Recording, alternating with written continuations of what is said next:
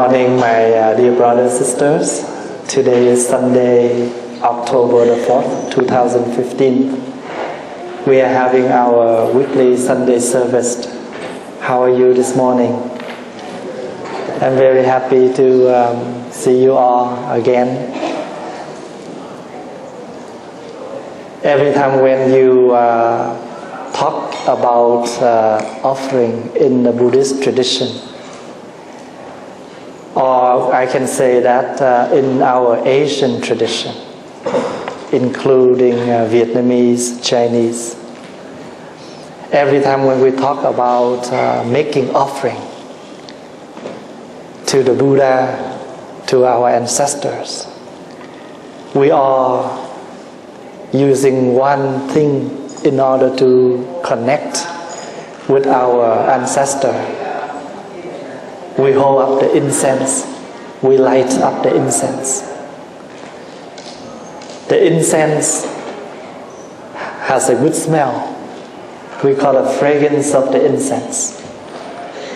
So when we talk about incense, we talk about the fragrance of it. And we hold up the incense and we try to speak up something that deeply inside of us. We connect with the Buddha. We connect with our ancestors by light up the incense and talk directly to them.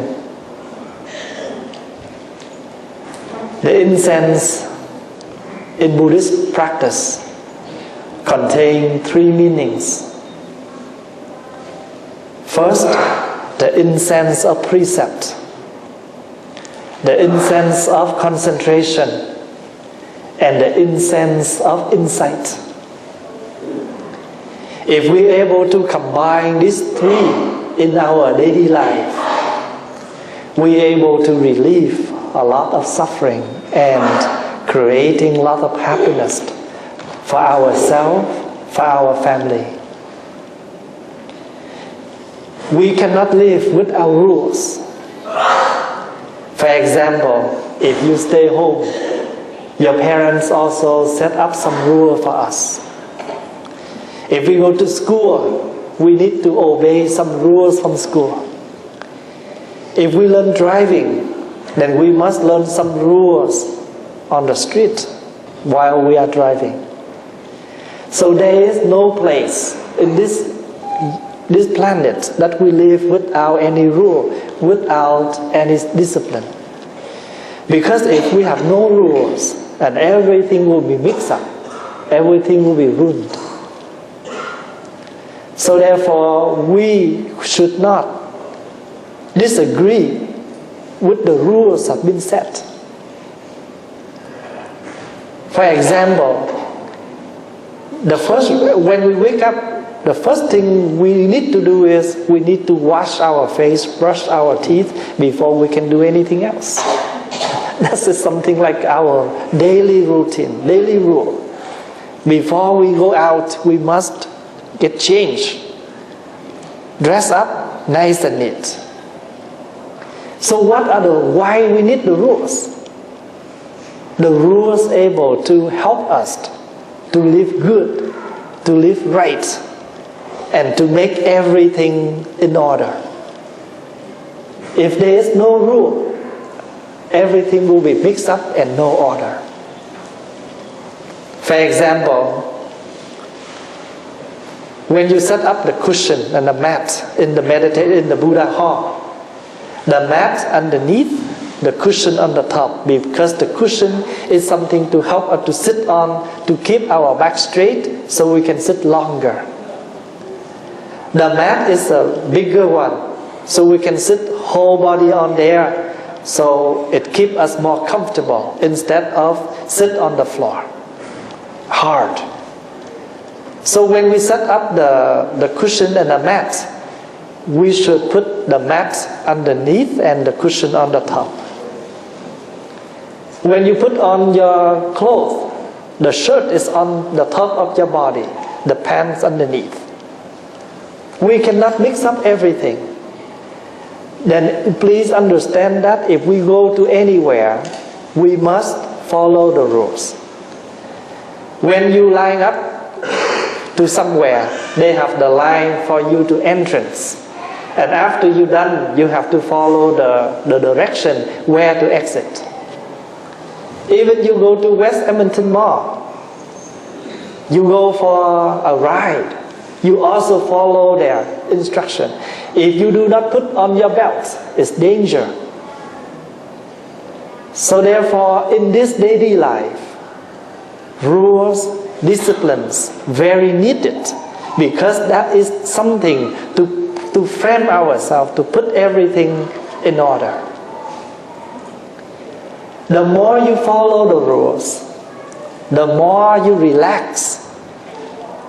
Relax means you have more freedom. You have concentration. And since then, you build up your insight, your wisdom, your deep understanding. So in Buddhist practice, when we light up the incense, the first meaning is using that in order to represent, symbolize for the connection between us and our ancestors. It also means I will follow the rules to make my life more meaningful, more freedom. And I will, according on that, I will live my life meaningful. So the three symbolizes, the three meanings when you light up the incense. The precept, the concentration, and the insight. If there is a place where you go, you don't have the incense. You just join your palms. You direct your mind. You already light up the incense without any form of the incense. But at that time, you are light up the incense of wisdom, concentration, and precept. In Buddhist practice, we use the word precept. Precept means something we follow, but this following is come from our heart. No one forcing us to do something, but we are aware of the suffering caused by something. That's why we vow to follow. Let's say, I am aware of the suffering caused by unmindful driving. Therefore, I vow to make the commitment. I will drive carefully. I will stop at the stop sign. I will slow down on the yellow light. And I will stop on the red light. I will try my best not to cross the red light.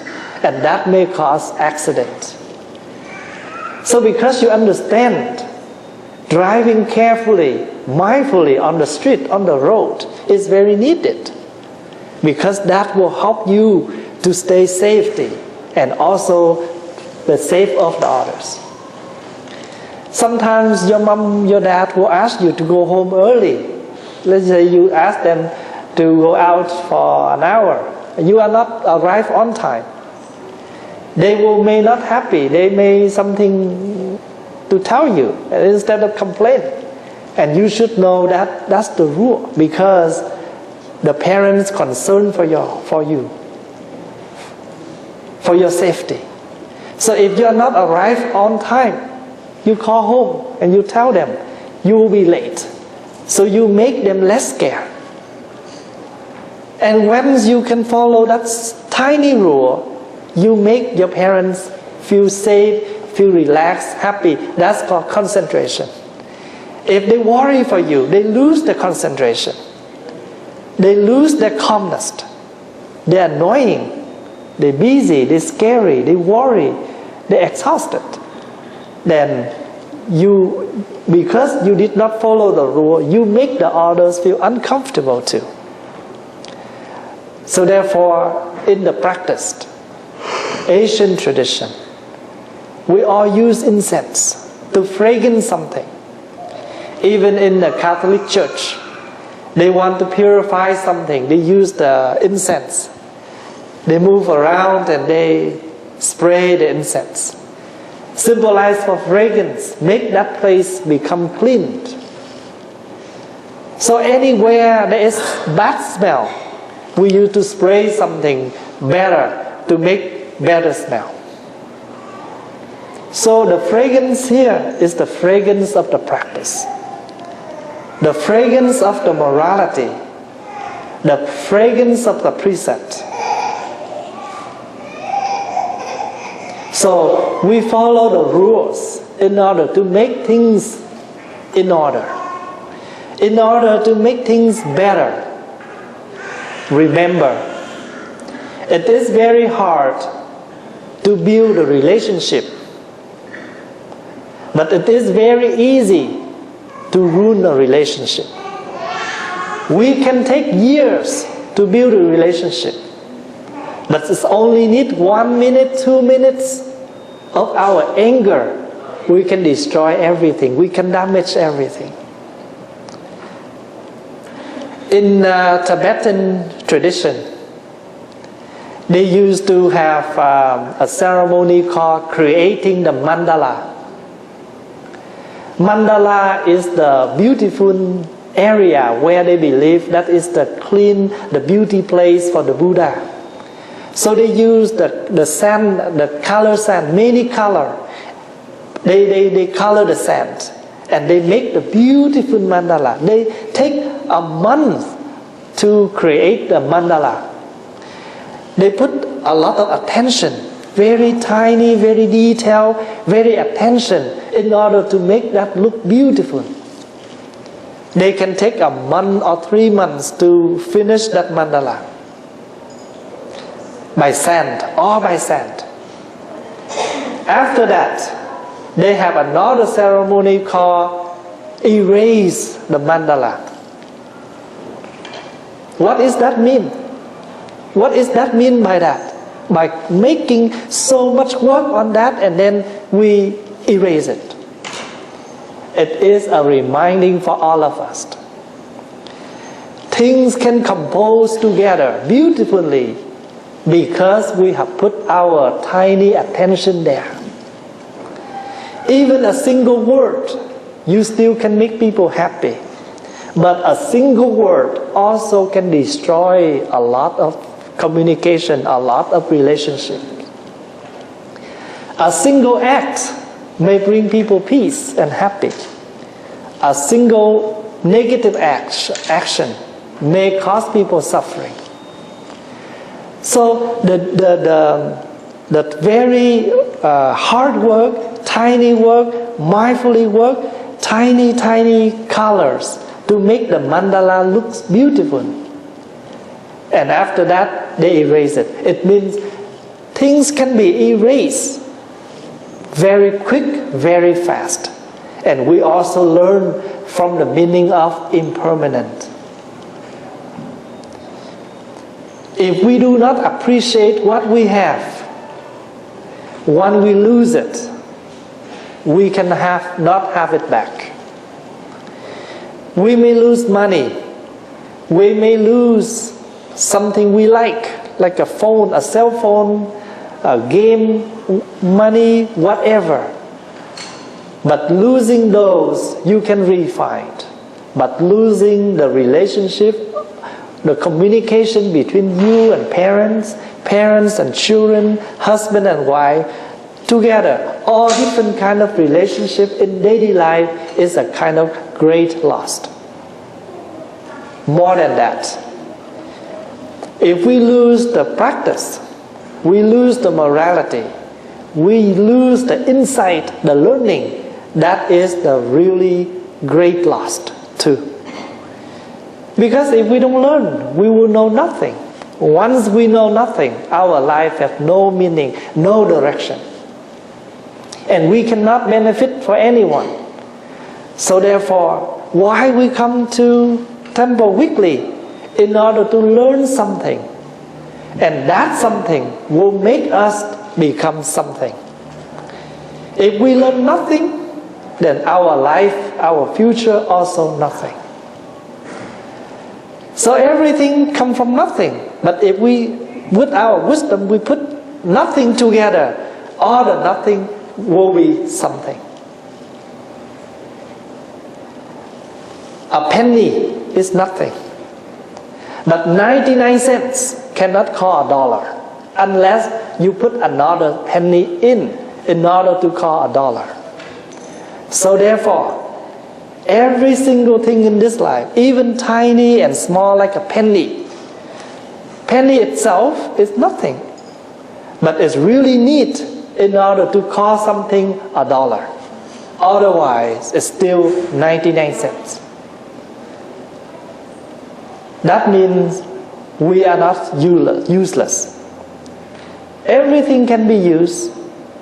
Anyone can be used as long as we have the insight, the concentration in order to recognize, in order to aware that we are useful. One piece of cookie, when you're hungry, one piece of cookie is nothing, but piece to piece, after 5 pieces, you get full.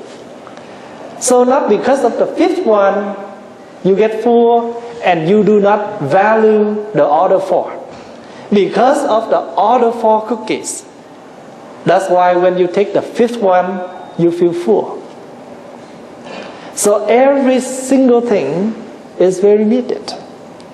When we arrange the flower, we say, I arranged the flower. But the flower will look more beautiful with the leaves. Without the leaves, only flower is not look beautiful enough, beauty enough. It's like when you call a dish of food cilantro, it's nothing. But with few cilantro on the top of your dish, your dish look more beautiful, more delicious, more tasty. So when you eat, when you call a dish, what do you like from the dish? First, the smell. Second, the decoration. Third is the taste. Every single dish, they must contain 3 things. Good look, good arrangement, good taste, good smell. We can apply this into our daily life. Every single word we talk, we speak up, it must contain, make people feel comfortable with the way we speak. Make people feel comfortable and learning from the quality of our word. Otherwise, the meaning will become opposite. So today, I take a little bit of this service time to share with you the meaning of the incense. So every time when you come to the temple, you light up the incense. Please do not misunderstanding that we're doing this for nothing. Everything we do in the temple, it has the meaning. We don't learn, we never know. So if we want to know something, we must search for something. It's a very big mistake, something you never know, but you gossiping about that. That's a big mistake. And a lot of time, we extremely fail. Something we do not know, we should learn, ask, search. Once we know things clearly, we will talk, we will mention about that clearly. I hope that you have understand a little bit of what I have shared with you. Thank you for your time and your listening.